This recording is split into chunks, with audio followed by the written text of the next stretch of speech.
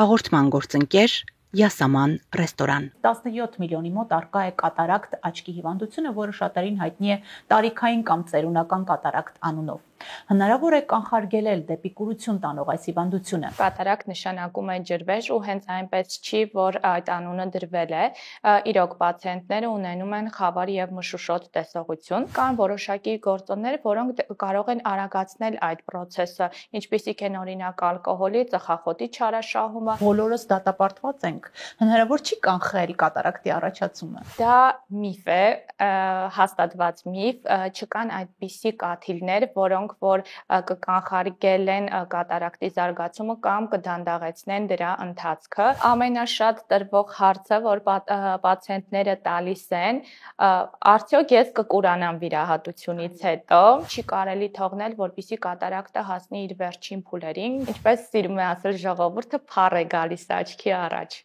Եվ գալիս եմ բժշկի մոտ, ասում փառը հանի, որ լավ տեսնեմ։ Այո։ Դուք դիտում եք միֆեր առողջության մասին հաղորդումը, բարև ձեզ։ Առողջապահության համաշխարհային կազմակերպության տվյալներով աշխարհում շուրջ 300 միլիոն մարդ ունի վատ տեսողություն։ Նրանցից 17 միլիոնի մոտ արկա է կատարակտ աչքի հիվանդությունը, որը շատերին հայտնի է տարիքային կամ ծերունական կատարակտ անունով։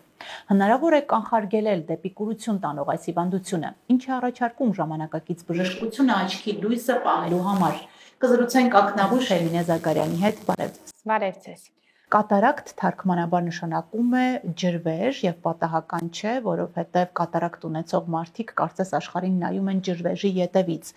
Հիմա փորձենք մեր լսարանին հանրամատչելի ներկայացնել, թե ինչ է կատարակտը, տեսանելի դարձնենք եւ որոնք են առաջացման պատճառները։ Ինչպես ասացիք, կատարակտ նշանակում է ջրվեժ ու հենց այնպես չի, որ այդ անունը դրվել է։ Իրոք պացիենտները ունենում են խավար եւ մշուշոտ տեսողություն։ Ինչն է պատճառը։ Պատճառը մարդու սեփական ոսպնյակի պղտորումն է։ Նորմայում մեր ոսպնյակը թափանցիկ է, որը օգնում է լույսի ճառագայթներին անցնել եւ ընկնել ցանցաթաղանթի վրա։ Սակայն տարիքի մեծացմանը զուգընթաց որոշ գործոնների եւ հիվանդությունների ներգործությամբ տեղի է ունենում ոսպնյակի բնական կառուցվածքային սպիտակուցային թելիկների խանգարում, որն էլ որ բերում է ոսպնյակի պղտորման։ Որոնք են այն գործոնները, որոնք կարող են նպաստել կատարակտի առաջացմանը, զարգացմանը։ Տեսեք, կատարակտը դա ծերունական հիվանդություն է համարվում, հա, որը որ ֆիզիոլոգիական process-ների հետևանքով կբերի ոսպնյակում փոփոխությունների եւ կատարակտի զարգացման։ Սակայն կան որոշակի գործոններ, որոնք կարող են արագացնել այդ process-ը, ինչպիսիք են օրինակ ալկոհոլի, ծխախոտի չարաշահումը, որոշ դեղամիջոցների օգտագործումը, ինչպիսիք են ստերոիդները, ինչպես նաև հիվանդություններից օրինակ շաքարային դիաբետը։ Իսկ հնարավոր է կատարակտ առաջանա հարվածից կամ թափանցող վնասներից։ Իհարկե, կատարակտը կարող է զարգանալ այդ վնասվածքների ժամանակ։ Մենք հենց կլասիֆիկացիա ունենք առանձին խումբ տրավմատիկ կատարակտեր, որոնք որ առաջանում են բութ կամ սուր գործիքներով վնասումների հետևանքով։ Եվ ինչպես նշեցիք, կատարակտը ծերունական տարիքի հետ առաջացող հիվանդություն է, ուրեմն բոլորս դատապարտված ենք։ Հնարավոր չի կանխել կատարակտի առաջացումը։ Իհարկե, բնակչության մեծամասնության մոտ կզարգանա կատարակտ, բայց կարող են լինել նաև անհատներ, ում մոտ անգամ 80 տարեկանում կատարակտը լինի դեռևս սկզբնական փուլերում ու անգամ տեսողությանը չխանգարի ու վիրահատության կարիք այդ պացիենտները չունենան։ Ինչից է սա կախված, որն է գաղտնիքը։ Կոնկրետ ինչ-որ գաղտնիք չկա, բայց կարող եմ նշել, որ օրինակ վնասակար սովորությունները սահմանափակելը, այսինքն ծխելը, ալկոհոլը սահմանափակելը, առկա համակարգային հիվանդությունները հսկելը, դրանք կարող են բերել կատարակտի զարգացման դանդաղեցման։ Իսկ միֆ չէ, որ այս հիվանդությունը երիտասարդացել է, ավելի երիտասարդ տարիքում է հանդիպում։ Չէ, միֆ չէ, իրականություն է ու ցավալի իրականություն է, որովհետև ինչպես նշեցի, համարվել է ծերունական հիվանդություն, եթե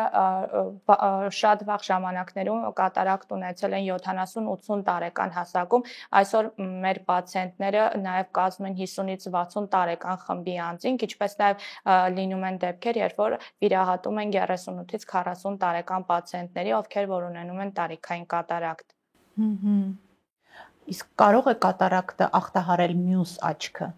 Կատարակտը կարող է զարգանալ երկու աչքում էլ։ Եթե մեկ աչքում կա կատարակտ, դա չի նշանակում, որ ինքն էր պատճառը, որ մյուս աչքում էլ զարգացավ կատարակտ, որովհետև նույն մեխանիզմով, ինչ մեխանիզմով զարգացել է մի աչքում, կարող է զարգանալ նաև մյուս աչքում։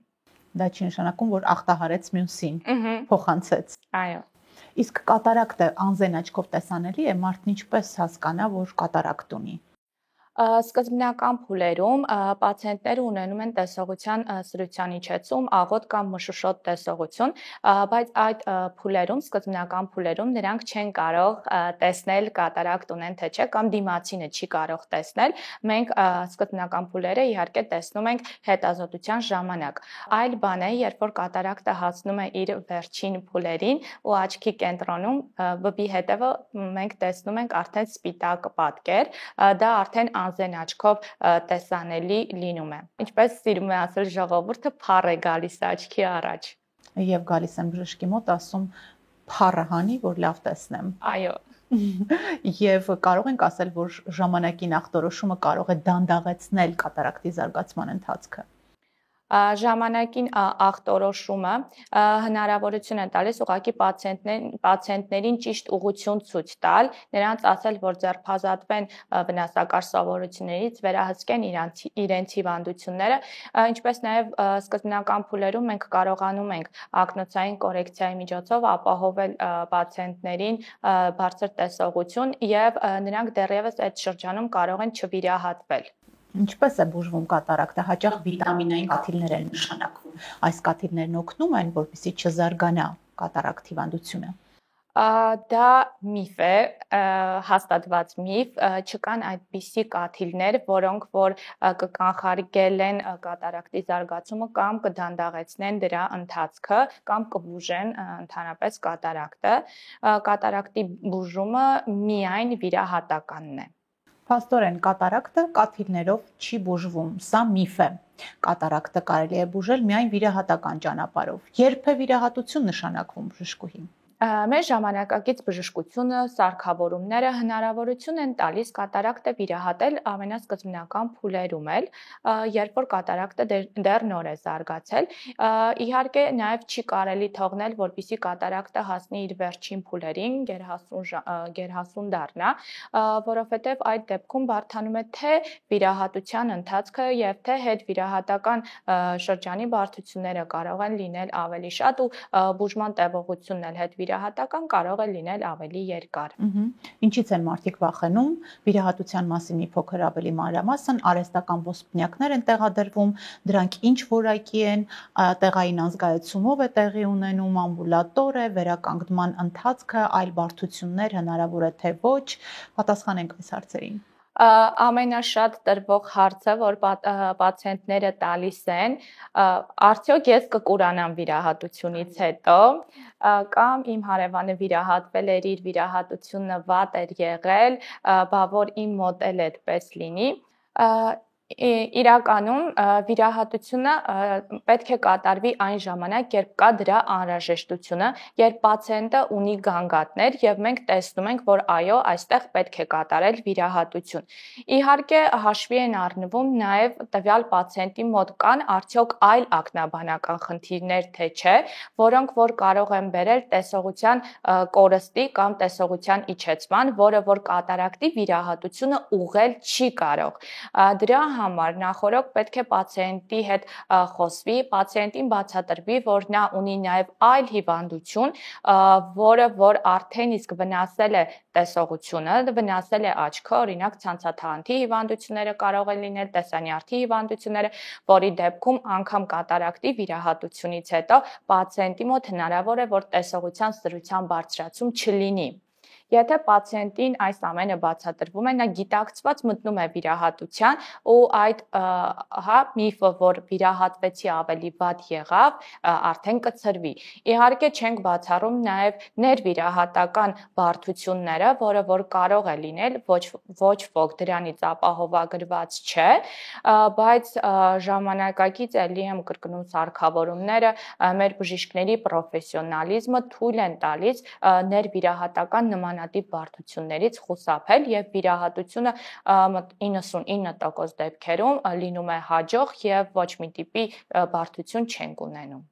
Մարդկանց նաև հետաքրքրում է, թե տեղադրվող ոսպնյակները ամբողջ կյանքի համար են, թե հետագայում պետք կլինի կատարակտի նորից վիրահատություն իրականացնել։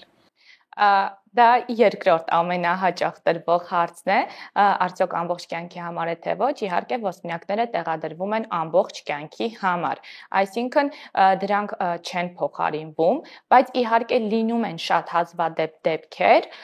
որ անհրաժեշտություն է ծագում փոխել տեղադրված ոսպնյակը։ Իսկ ինչ ասել այն մարդկանց համար, ովքեր ունեն աստիգմատիզմ, միևնույն ժամանակ կատարակտ աչքի հիվանդություն, այս դեպքում ինչ վիրահատություն է եւ վիրահատական ինչ մեթոդներով եք օգնում հիվանդին։ Այս դեպքում արդեն օգտագործվում են սովորական մոնոֆոկալ ներակնային ոսպնյակի փոխարեն արդեն տորիկ ոսպնյակներ, որոնք հնարավորություն են տալիս արդեն շտկել աստիգմատիզմը ոսպնյակի միջոցով։ Միևնույն ժամանակ բուժելով կատարակտ հիվանդությունը։ Այո, իհարկե։ Իսկ ինչ տեսակի ոսպնյակներ են լինում։ Ոսպնյակները լինում են մի քանի տեսակի, ունենք մոնոֆոկալ ոսպնյակներ, որոնք ապահովում են տեսողությունը մեկ տարածության վրա, հեռու կամ մոտիկ, իհարկե մենք որ վիրահատությունը անում ենք, ուղղում ենք հեռվի տեսողությունը, մոտիկի համար պացիենտը կրում է ակնոց։ Մյուս տարբերակը արդեն նշեցի տորիկ ոսպնյակներ են աստիգմատիզմով պացիենտների համար, ինչպես նաև գործում են մուլտիֆոկալ ոսպնյակներ,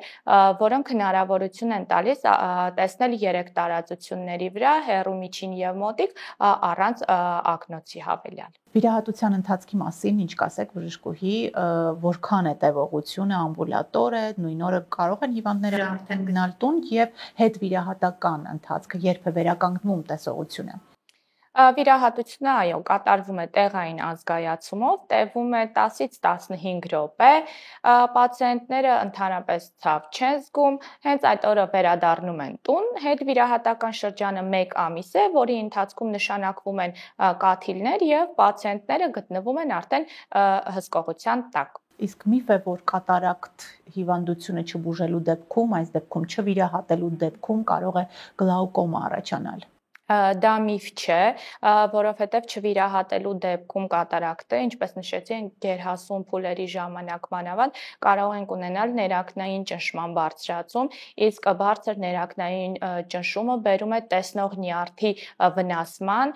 որն էլ որ արդեն վերականգնման ենթակա չէ ու կարող է տեսողությունը վնասվել, զարգանալ կուրություն, այս դեպքում եթե արդեն կատարակտը վիրահատվի, բայց մենք ունենանք վնասված տեսողական նյարդ, մենք չենք ունենա բարձր տեսողություն։ Ժողովրդական բժշկությանն անդրադառնանք, շատ մարդիկ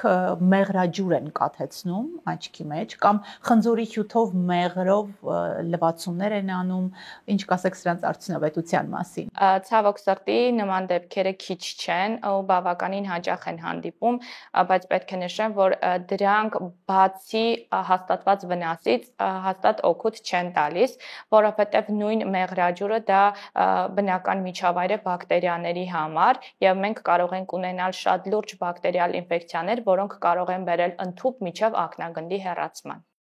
Այդ դեպքում ձեր խորհուրդը բժշկուհի ինչպես պահել ամենաթանկը աչքի լույսը, կան ոսկե կանոններ բոլորի համար։ Ոսկե կանոններից կնշեմ, որ պարտադիր անցնել պրոֆիլակտիկ զննումները տարին 1 անգամ, որպեսզի ժամանակին ախտորոշվի հիվանդությունը եւ համապատասխան բուժումը սկսվի ճիշտ ժամանակին։ Շնորհակալություն բժշկուհի հետաքրքիր զրույցի համար։ Մենք զրուցում էինք ակնաբուժ Հերմինե Զարգարյանի հետ։ Առողջապահության համաշխարհային կազմակերպության տվյալներով ակնաբանական խնդիրները ավելի հաճախ հանդիպում են չզարգացող կամ զարգացող երկրներում, դեպքերի 80%-ով։ Հետևեք ձեր աչքերի տեսողության առողջությանը, հետևեք նաև մեր հաղորդումներին, ինֆորմացիան մի բան է, որը կիսվելուց չի պակասում, կիսվեք այս ինֆորմացիայով ձեր ընկերների հետ։ Դուք դիտում եք Միֆեր առողջության մասին հաղորդումը, իսկ մենք կհանդիպենք։